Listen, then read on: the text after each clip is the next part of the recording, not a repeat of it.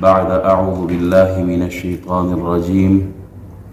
محمد رسول الله والذين معه أشداء على الكفار رحماء بينهم، أو كما قال النبي صلى الله عليه وبارك وسلم: لو كان بعد نبي لكان عمر بن الخطاب رضي الله تعالى عنه. صدق الله مولانا العظيم وصدق رسوله النبي الأمين الكريم، ونحن على ذلك لمن الشاهدين والشاكرين والحمد لله رب العالمين. تمام حمد و ثنا خوبیاں تعریف وحدہ لا شریک ذات کے لیے ہے. درود اور سلام اس ہستی پر جو ہم سب کے آقا و مولا ہیں، ہم سب گناہ گاروں کے شفیع ہیں، جو رحمت للعالمین ہے. دعا گو ہو مالک و مولا، ہمارا اول وقت میں مسجد میں حاضر ہونا تیری رضا کے لیے مالک ہم آئے ہیں. اللہ ہمارے اس عمل کو قبول فرما اور ہمیں اس عمل پر اور اچھے کاموں پر استقامت عطا فرما. اسلامی کیلنڈر میں آج تاریخ چینج ہو گئی ہے، سال چینج ہو گیا ہے. انگلش کیلنڈر میں وعلیکم السلام انگلش کیلنڈر میں تو 2021 چل رہا ہے اور اسلامک کیلنڈر میں 1443. اسلامک کیلنڈر میں ہجری سال جو ہے وہ 1443 ہے اور غالباً آج 4 محرم الحرام ہے. محرم کا مہینہ ہے. اسلامک کیلنڈر میں جو ابتدا ہوتی ہے وہ محرم کے مہینے سے ہوتی ہے. محرم کا مہینہ ہو یا ذی الحجہ کا مہینہ ہو، آخری اور پہلا مہینہ، یہ 2 مہینے ایسے ہیں کہ اس میں قربانی ہی قربانی ہے. یکم محرم الحرام کو شہادت حضرت عمر بن خطاب رضی اللہ تعالی عنہ سے یہ دن موسوم کیا جاتا ہے. 10 محرم کو شہدائے کربلا سے موسوم کیا جاتا ہے. اللہ تعالی ان شہداء کے درجات کو بلند فرمائے. یہ جمعۃ المبارک جو ہے حضرت فاروق اعظم رضی اللہ تعالیٰ عنہ کی شان کے حوالے سے ہے. وہ فاروق جو مراد رسول ہے، باقی جتنے صحابہ ہیں یہ سب مرید ہیں، اور فاروق اعظم عمر بن خطاب مراد رسول ہے. مرید وہ ہوتا ہے کہ جو اللہ سے دعا مانگتا ہے مرشد کے لیے کہ ہمیں کو مرشد ملے. صحابہ کی جو جماعت ہے یہ چل کر حضور کے پاس گئے ہیں. مراد وہ ہے کہ مرشد خود اللہ سے اس کو مانگے. باقی صحابہ حضور کے در پر آئے اور فاروق اعظم کو بلایا گیا ہے. جب فاروق اعظم رضی اللہ تعالیٰ عنہ اسلام قبول کرتے ہیں تو کفر کے ایوان پر ویسے ہی لرزہ طاری ہو جاتا ہے، وہاں کوہرام ماتم بچھ جاتی ہے صفحے عمر کہ آج فاروق اعظم بھی مسلمان ہو گئے. وہ عمر کہ جن کے لیے رسول اللہ ارشاد فرماتے ہیں کہ میرے 2 وزیر آسمانوں میں ہیں اور 2 زمین پر ہے. جبرائیل و میکائیل آسمان کے وزیر ہیں اور ابو بکر و عمر یہ زمین پر رسول اللہ صلی اللہ علیہ وسلم کے وزیر ہیں. وہ عمر کہ جن کا سینہ قلب جو سینے میں دل ہے، اس دل میں رسول اللہ کی محبت، اللہ کی محبت ہے، دین کی محبت ہے، اسلام کی محبت ہے. وہ عمر جو 22 لاکھ مربع میل کا حکمران ہے اور ان کے لباس پر 17 پیوند لگے ہوتے ہیں. وہ عمر کہ جو 22 لاکھ مربع میل کا حکمران ہے اور ان کے زمانہ خلافت میں، ان کے دور میں کوئی بھوکا نہیں سوتا. وہ عمر کہ جو اعلان کرتے ہیں کہ میرے جہاں تک حدود ہے ان کی حکمرانی ہے، ان کی خلافت ہے، کوئی جانور بھی اگر بھوکا گیا تو عمر سے اس کا سوال ہوگا۔ وہ عمر جو اتنی بڑی سلطنت، اتنی بڑی زمین پر حکمرانی فرما رہے ہیں، جو خود رات جاگتے ہیں، رعایا آرام سے سوتے ہیں، خود مدینہ کی گلیوں میں پھرتے ہیں رعایا کی خبرگیری کے لیے کہ کسی کو کوئی تکلیف تو نہیں ہے، کوئی پریشانی میں، کوئی مصیبت میں، کوئی تکلیف میں تو نہیں ہے۔ یہ وہ عمر ہے کہ جس راستے پہ چلے حضور فرماتے ہیں شیطان اس راستے پہ نہیں جاتا۔ یہ وہ عمر ہے کہ جس کے لیے رسول اللہ صلی اللہ علیہ وسلم فرماتے ہیں کہ جبریل آئے تو میں نے پوچھا کہ عمر کی شان بیان کرو، کہا حضور جتنی نوح علیہ السلام کی عمر تھی اتنی عمر ملے، یعنی اتنا عرصہ اگر میں عمر کے فضائل بیان کروں، مناقب بیان کروں رضی اللہ تعالی عنہ تو میں بیان نہیں کر سکتا۔ وہ عمر کہ جس کے لیے رسول اللہ صلی اللہ علیہ وسلم ارشاد فرماتے ہیں کہ قیامت کے دن سب سے پہلے اللہ تعالی حضرت عمر سے مصافحہ فرمائے گا، حضرت عمر سے سلام فرمائے گا، اور اللہ تعالی ہاتھ سے پکڑ کر عمر کو جنت میں داخل فرمائے گا۔ یہ ابن ماجہ کی حدیث ہے۔ وہ عمر اتنی ہستیوں والے، اتنی عظیم شانوں والے، برکت والے، وہ عمر جن کا مقام و مرتبہ بعد الانبیاء بالتحقیق ابو بکر الصدیق رضی اللہ تعالیٰ عنہ کے بعد تمام صحابہ میں افضل اور اعلیٰ ہے۔ وہ عمر جس کے اعداء پہ شیدا سقر، اس خدا دوست حضرت پہ لاکھوں سلام، ترجمان نبی، ہم زبان نبی، جان شان عدالت پہ لاکھوں سلام، فارق حق و باطل، امام الہدا، تیرے مسلول شدت پہ لاکھوں سلام۔ وہ ہستی جب 39 افراد مسلمان ہوئے، کیونکہ وہ دور ایسا دور تھا کہ جو کلمہ پڑھتا اس پر ظلم کے پہاڑ توڑ دیے جاتے، ظلم و ستم ہوتا، مار دھاڑ ہوتی، ان سے سوشل بائیکاٹ کر دیا جاتا۔ 6 سال گزر چکے ہیں، حضور علیہ الصلوۃ والسلام نے اعلان جو نبوت فرمائی ہے، 39 افراد مسلمان ہوئے ہیں۔ اب یہ کفار آپس میں میٹنگ کرتے ہیں کہ یہ تو دن بدن پہلے 1، پھر 2، پھر 3، پھر 4، اب 38، 39 مسلمان ہو گئے لوگ، تو ان کا اگر ابھی سے راستہ نہ روکا گیا تو یہ تو بڑھتے چلے جائیں گے، تو ان کا راستہ روکنا ہے۔ ابو جہل نے کہا کہ میں 100 اونٹنیاں دوں گا، 100 اوقیہ چاندی دوں گا، جو محمد الرسول اللہ صلی اللہ علیہ وسلم کو قتل کرے، انہیں ختم کرے۔ کتنے؟ 100 اونٹنیاں، یہ بہت بڑا مال تھا۔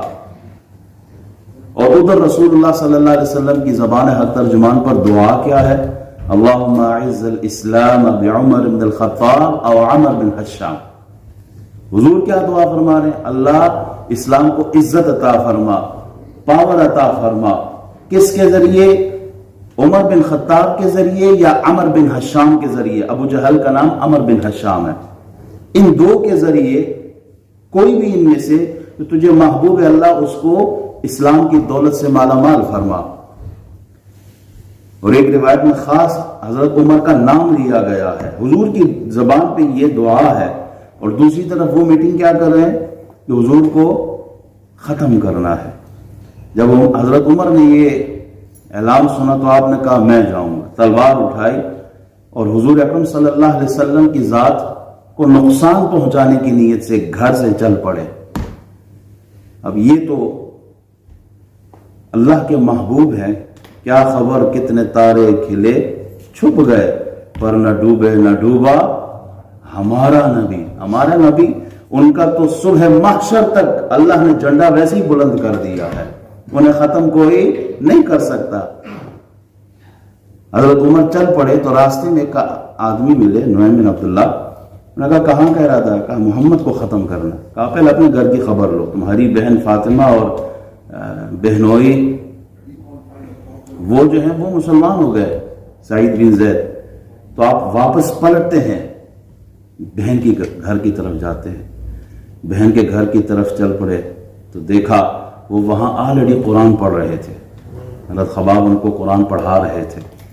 فاروق اعظم پہنچے تو انہوں نے چھپا دیا، ڈر گئے ان سے. ان کا روب تھا، پورے مکے میں ان کا روب تھا. بہن سے پوچھتے ہیں کیا پڑھ رہے تھے؟ وہ نہیں بتا رہی تھی. جب مار داڑ ہوئی، بہنوئی کو بھی مارا، انہیں بھی مارا، تو پھر بہن نے یہی کہا کہ جس ماں کا دودھ آپ نے پیا ہے اسی ماں کا دودھ میری رگوں میں بھی چل رہا ہے. میں مر تو سکتی ہوں، دامن مصطفیٰ ہاتھ سے جانے نہیں دوں گی. جب یہ حالت دیکھی فاروق اعظم نے کہ یہ وہ عورت جو کبھی زبان نہ کھولے، ہمت نہ ہو، آج اس میں اتنی دلیری کہاں سے آ گئی؟ وہ چیز کیا ہے آخر کہ جو محمد الرسول اللہ کے در پہ جاتا ہے پھر مر تو سکتا ہے، حضور کا دامن نہیں چھوڑتا؟ آخر وہ کیا کشش ہے کہ جو ایک بار در رسول پہ جاتا ہے پھر کسی اور در پر نہیں جاتا؟ بہرحال آپ نے کہا مجھے بھی سناؤ. لا یمسہ الا المطہرون، لا یمسہ الا المطہرون. قرآن کو ناپاکی کی حالت میں نہیں چھوا جا سکتا. ان سے غسل کرایا، وضو کرایا، پھر بٹھایا، پھر قرآن کی آیتیں سنا. ایک روایت میں سورہ حدید کی ہیں، دوسرے میں سورہ طٰہٰ کی آیتیں ہیں. اننی انا اللہ لا الہ الا انا فاعبدنی واقم الصلاۃ لذکری. جب یہ آیت سنی نا تو دل پہ چوٹ لگی ہے. اننی انا اللہ، اللہ فرماتا ہے میں ہی اللہ ہوں. لا الہ الا انا، کوئی اور نہیں ہے میرے سوا عبادت کے لائق. فاعبدنی، تو میری عبادت کیا کرو. واقم الصلاۃ لذکری، اور میری یاد کے لیے نماز قائم کرو. فاروق اعظم نے جب یہ آیات سنی تو دل پہ لگی، کہا مجھے بھی اس در پہ لے کے جاؤ. تب یہاں سے آپ گئے فاروق اعظم رضی اللہ تعالی عنہ حضور اکرم صلی اللہ علیہ وسلم کے دربار پر. نکلے کیسے تھے؟ تلوار لے کے. اب بھی تلوار ہے، تلوار لے کے حضور کی بارگاہ میں گئے ہیں. عمر گھر سے تلوار تو لے جا رہے ہیں لیکن آسمانوں پہ فیصلے کچھ اور تھے. یہ تلوار لے کے گئے تھے کہ جو نبی کا سر لینے جا رہے تھے لیکن خود حضور کے قدموں میں اپنا سر رکھنے جا رہے تھے. لوگوں کو تو تلوار نظر آ رہی ہے لیکن رسول اللہ کو فاروق اعظم کے سر پر خلافت کی دستار نظر آ رہی تھی. یہ اسلام مٹانے جا رہے تھے اور اپنا کفر مٹانے جا رہے ہیں. فاروق اعظم جب حضور کے دربار میں پہنچے تو حضرت امیر حمزہ 3 دن پہلے وہ بھی اسلام قبول کر گئے. ان کا بھی واقعہ بہت خوبصورت واقعہ ہے. فاروق اعظم جب گئے تو امیر حمزہ نے کہا کہ فکر نہ کرو، اگر اچھی نیت سے آیا تو بہتر ہے، ورنہ اسی کی تلوار سے اس کا سر قلم کر دوں گا. وہ بھی بہت بہادر تھے. بہرحال مختصر یہ کہ جب وہ حضور کی بارگاہ میں پہنچتے ہیں اسلام قبول کر لیتے ہیں اور اللہ اکبر کی صداؤں سے مکہ کی گلیاں، مکہ کی وادی گونج اٹھتی ہے. جب نماز کا وقت آیا، کیونکہ حضور اکرم صلی اللہ علیہ وسلم حالات ایسے تھے، مسلمانوں پہ ظلم و ستم ہوتا تھا تو آپ چھپ چھپ کر عبادت کیا کرتے تھے. صحابہ جو تھے دار ارقم میں، صفا مرہ کی جو پہاڑیاں ہیں دامن صفا کی طرف گھر تھا صحابی کا، وہاں پر یہ عبادت کرتے تھے چھپ کے. ان کو اجازت نہیں تھی مسجد حرام میں آ کر عبادت کرنے کی. ان کو اجازت نہیں تھی کہ یہ نماز پڑھتے مسجد حرام میں. جب فاروق اعظم اسلام قبول کر گئے اور نماز کا وقت ہوا اور صفیں بچھنے لگی تھی تو فاروق اعظم پوچھتے یا رسول اللہ کیا ہم حق پر نہیں ہیں؟ کہا ہاں حق پر ہے. کہا تو ہم مسجد میں کیوں نماز نہ پڑھے؟ کہا تیرے محلے والے ہمیں پڑھنے نہیں دیتے. کہا حضور چلیے آج ہم وہاں نماز پڑھیں گے. اب ایک صف میں امیر حمزہ ہے اور دوسری صف میں فاروق اعظم ہے اور یہ کارواں مسجد حرام کی طرف چل رہا ہے. سبحان اللہ، کیا منظر ہوگا. کفر پہ تو ویسے ہی لرزہ طاری ہو گیا جب ان دو ہستیوں کو فرنٹ پہ دیکھا ہے. ایک روایت میں آتا ہے کہ فاروق اعظم یہ آواز لگاتے ہوئے جا رہے تھے کہ جس نے اپنے بچوں کو یتیم کرنا ہے، جس نے اپنی بیوی کو بیوہ کرنا ہے اور جس پر اس کی ماں روئے تو وہ روک کے دکھایا. باقی صحابہ اپنا ایمان چھپاتے تھے. فاروق اعظم ہر ایک کے گھر پہ روایت میں آتا ہے کہ ہر ایک کے پاس جا کے کہتے کہ میں مسلمان ہوا ہوں، کچھ کرنا ہے تو سامنے آؤ. یہ تھا ان کا جلال. یہ تھا ان کا مقام. اس دن رسول اللہ صلی اللہ علیہ وسلم نے ان کو لقب دیا، ٹائٹل دیا، وہ کیا؟ فاروق کا. کہ آپ فاروق ہیں. فاروق کا مطلب فرق کرنے والا، حق اور باطل کو جدا کرنے والا. اس دن سے پھر مسجد حرام میں مسلمانوں کی جماعت شروع ہوئی ہے.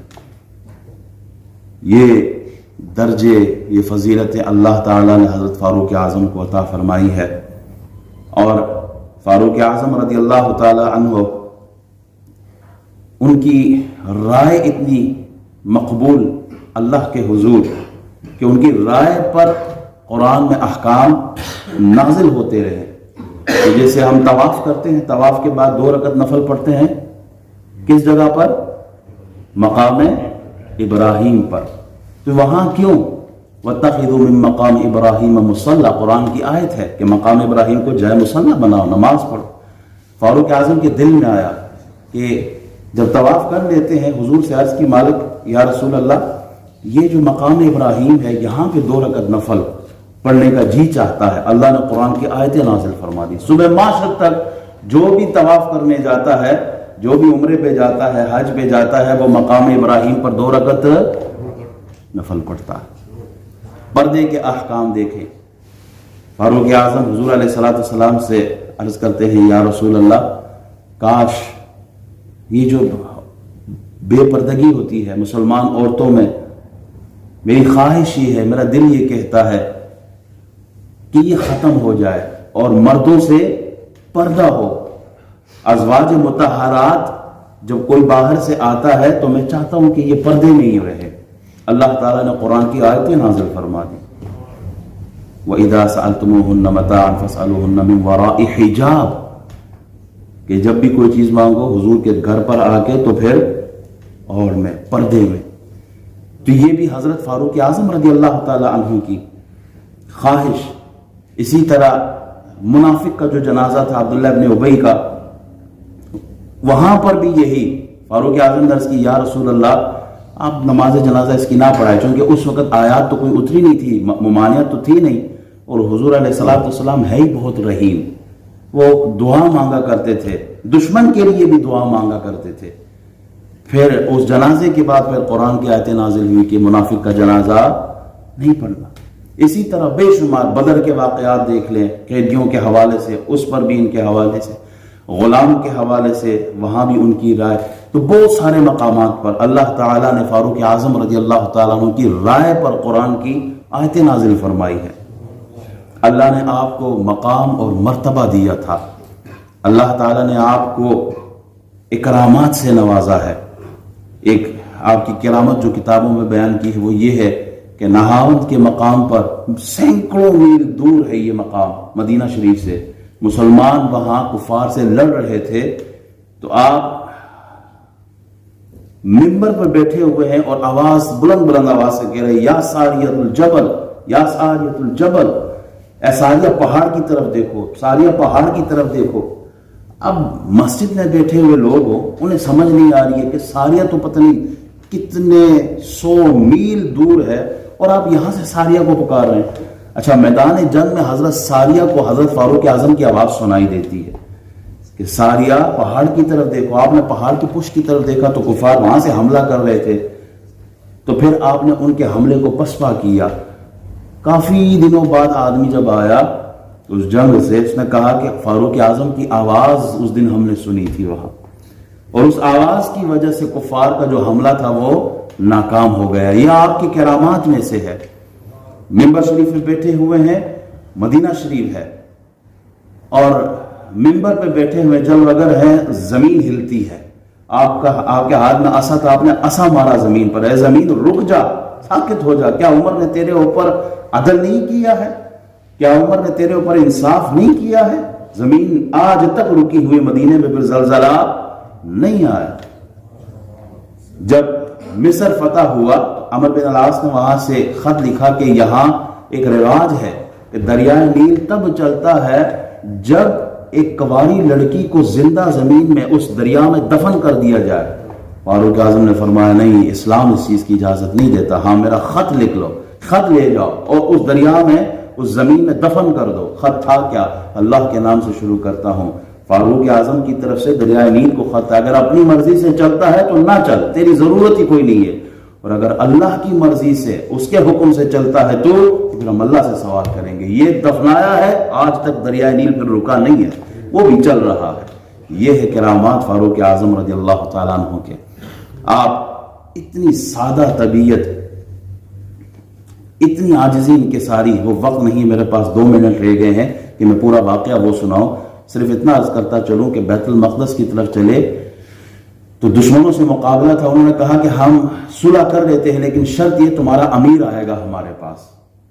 فاروق اعظم کی طرف خط بھیجا گیا کہ جنگ کے بجائے صلح، اور صلح پہ شرط یہ کہ آپ خود آئیں گے، تو آپ نے کہا ٹھیک ہے میں چلتا ہوں۔ کہاں بیت المقدس، کہاں مدینہ شریف، کوئی پروٹوکول نہیں، کوئی اونٹ، کوئی باڈی گارڈ نہیں، کوئی 50 آگے پھر رہے ہیں 50 پیچھے پھر رہے ہیں، اور حضرت صاحب ہمارے ملک کے صدر اور وزیر اعظم جو ہے وہ ایک ملک کا دورہ کرنے جا رہے ہیں، کوئی پروٹوکول کچھ بھی نہیں ہے، سادہ سا ایک غلام ساتھ لیا ہے، ایک سواری اونٹ ہے اور ایک خود، 3 جانور کو ملا کے کہہ رہا ہوں، ورنہ 2 آدمی جا رہے ہیں۔ اور جانے کا انداز کیا ہے؟ کہا انصاف ہے، عمر تو ہے ہی نام انصاف کا۔ کہا ایک بار میں خود بیٹھوں گا سواری پر اور پھر تم نے چلانا ہے، دوسری بار یہ کہ تم نے بیٹھنا ہے اور سواری کی نکیل میں پکڑ کے آگے کی طرف جاؤں گا۔ وہ جو غلام ہے، آج تو غلامی کا تصور کوئی نہیں ہے، آج تو جو ہے وہ مالک اور نوکر کا تصور ہے۔